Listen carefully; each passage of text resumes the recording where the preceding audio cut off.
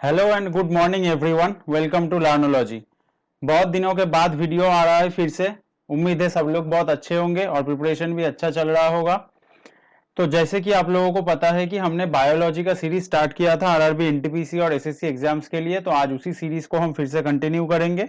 Last जो video था उसमें हमने कहाँ तक पढ़ लिया था? उसमें हमने पढ़ लिया था जो 5 किंगडम में से 4 किंगडम था, 4 किंगडम के बारे में हमने पढ़ लिया था। वैसे हमने पढ़ा था 3 किंगडम के बारे में और इससे पहले प्लांट किंगडम हमने अलग से पढ़ लिया था। और आज हम स्टार्ट करेंगे एनिमेलिया। एनिमेलिया जो किंगडम है ये सबसे बड़ा किंगडम है और हम इसको स्टार्ट करेंगे। सेशन स्टार्ट करने से पहले एक बात बता दें कि अगर चैनल में नए हो तो चैनल को सब्सक्राइब जरूर कर लेना और बेल आइकन भी प्रेस कर लेना। तो ज्यादा देर नहीं करेंगे, सीधा सेशन स्टार्ट करेंगे।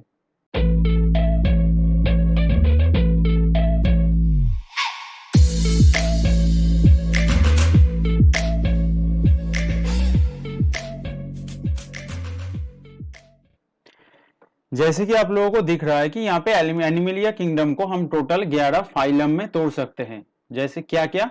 एक है पॉडीफेरा, दूसरे में आता है निडेरिया या फिर कोलेंट्रेटा, सेम है दोनों।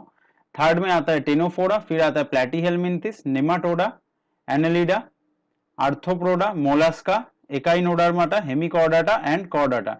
इन 11 फाइलम में एनिमेलिया जो किंगडम है इसको तोड़ा जाता है। इसलिए मैंने बोला था कि एनिमेलिया किंगडम जो है वो बहुत बड़ा किंगडम है। तो इसलिए इसको हम कैसे पढ़ेंगे? आज हम पढ़ेंगे पहले 5, पॉडीफेरा, निडेरिया, टेनोफोरा, प्लेटीहेलमिंथिस और नेमाटोडा। आज हम पहले 5 को पढ़ेंगे, फिर हम नेक्स्ट क्लासेस में नेक्स्ट 5 को पढ़ेंगे और फिर कॉर्डाटा को कंटिन्यू करेंगे, क्योंकि कॉर्डाटा जो फाइलम है ये सबसे एडवांस्ड है और इसमें सबसे ज्यादा डिवीजन और भी देखा जाता है, सब डिवीजन। तो इसको हम अलग से फिर कवर करेंगे, पहले हम इन दोनों को कवर करते हुए चलेंगे 5-5 करके। ठीक है, तो चलो स्टार्ट करते हैं। पॉडीफेरा के बारे में देख लेते हैं थोड़ा। देखो पॉडीफेरा के बारे में क्या बोला जा रहा है कि ग्रीक वर्ड जो है, Greek word poros, Greek word poros का मीनिंग क्या है? इसका मीनिंग है पोर्स। और जो फेर है, फेरी वर्ड का मीनिंग है टू बियर।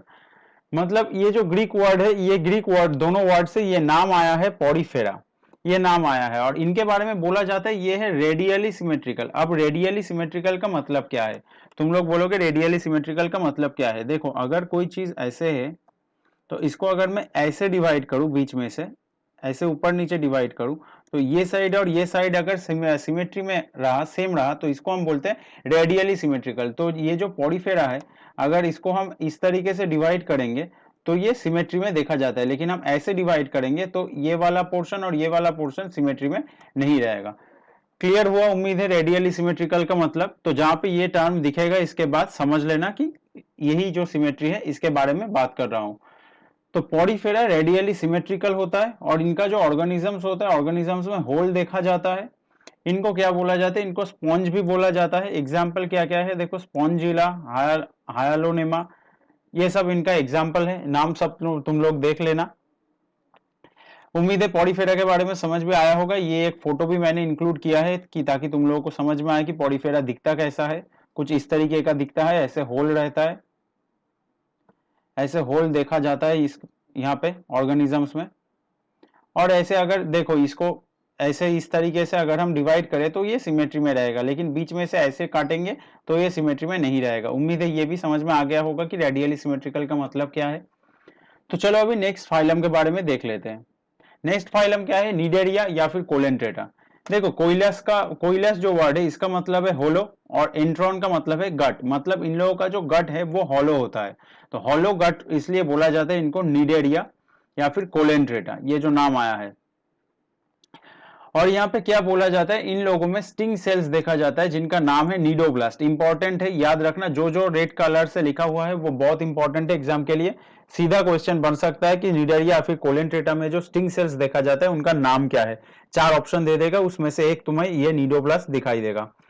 तो ये नीडोब्लास्ट बोला जाता है निडेरिया का जो स्टिंग सेल्स होता है। और नीडोब्लास्ट का जो सेल ऑर्गेनेल्स होता है, नीडोब्लास्ट का जो सेल ऑर्गेनेल्स होता है उसका नाम है नेमाटोसाइट्स। नेमाटोसाइट होता है नीडोब्लास्ट का जो सेल ऑर्गेनेल्स होता है। और इसका फंक्शन क्या है? इसका फंक्शन है जो इसका शिकार होता है उसको होल्ड करना, और जो पॉइजन है पॉइजन को इंजेक्ट करके उसको पैरालाइज कर देना। उसको होल्ड करना और उसको पॉइजन को इंजेक्ट करके उसको पैरालाइज कर देना, यही काम होता है नेमाटोसाइट्स का। एग्जाम्पल क्या क्या है? देखो, हाइड्रा, कोरल्स, जेलीफिश, ये जेलीफिश का फोटो है। बहुत लोगों को पता होगा शायद, जेलीफिश वर्ल्ड में से सबसे पॉइजनस जो क्रिएचर देखा जाता है उनमें से एक है। बहुत ज्यादा ही पॉइजनस होता है जेलीफिश। उम्मीद है सबको समझ में आया होगा। अगर कोई डाउट है तो कमेंट में जरूर बताना, और वीडियो अगर अच्छा लगे तो भी कमेंट में बता के जाना, क्योंकि ये मोटिवेशन देता है मुझे भी वीडियो बनाने के लिए।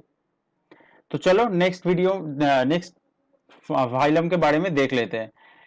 नेक्स्ट फाइलम क्या है? नेक्स्ट फाइलम है टेनोफोरा।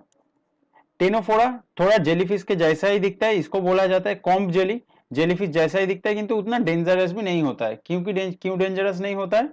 क्योंकि देखो यहाँ पे बोला जाता है नो नेमाटोसाइड्स प्रेजेंट। जब नेमाटोसाइड प्रेजेंट नहीं है, इसका मतलब वो पॉइजन इंजेक्ट करने का काम वो नहीं कर पाएगा, इसलिए उतना ज्यादा डेंजरस नहीं होता है। लेकिन यहाँ पे क्या होता है, एडहेसिव सेल्स प्रेजेंट होता है।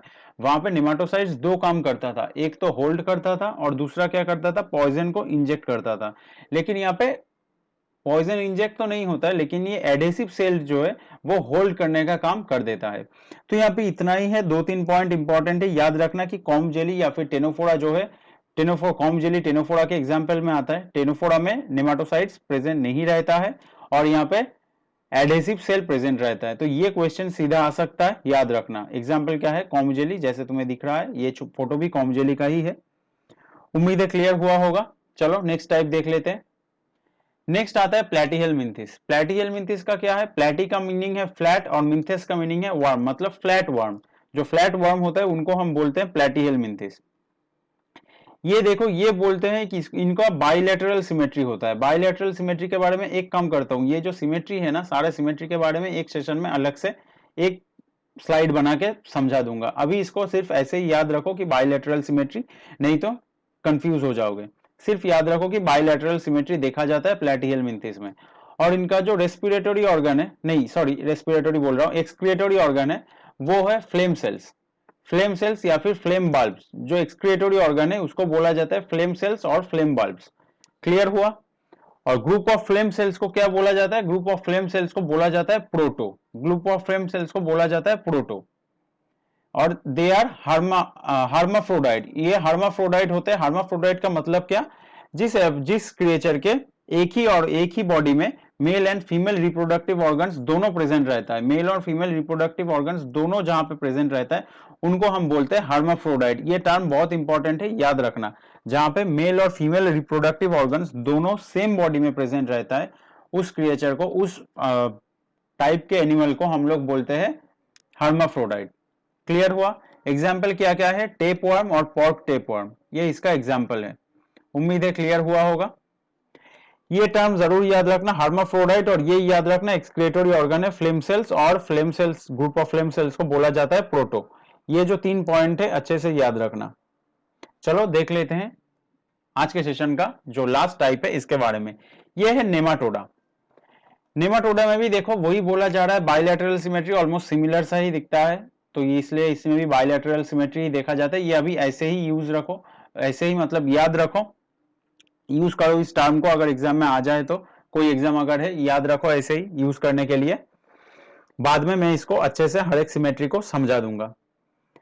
और क्या बोला जा रहा है, they are unsegmented cell and unsegmented animals. मतलब क्या है, ये जो एनिमल्स है ना, इसमें कोई सेगमेंट देखा नहीं जाता है। मतलब जैसे हमारे बॉडी में देखा जाता है कि सर अलग है, नेक अलग है, बॉडी अलग है, ऐसे हर एक सेगमेंट में डिवाइड किया जाता है एक ह्यूमन के बॉडी को, या फिर और भी किसी कोई एनिमल के बॉडी को, लेकिन इनके बॉडी में कोई डिवीजन नहीं होता है, तो इसलिए इनको बोला जाता है अनसेगमेंटेड एनिमल्स। ये अनसेगमेंटेड है। एग्जाम्पल क्या क्या है, राउंड वर्म, उचेरिया बैनक्रॉफ्ट। ये उचेरिया बैनक्रॉफ्ट का नाम याद रखना, ये नाम डिजीजेस जब मैं पढ़ाऊंगा तब काम में आएगा, अभी नहीं बताऊंगा।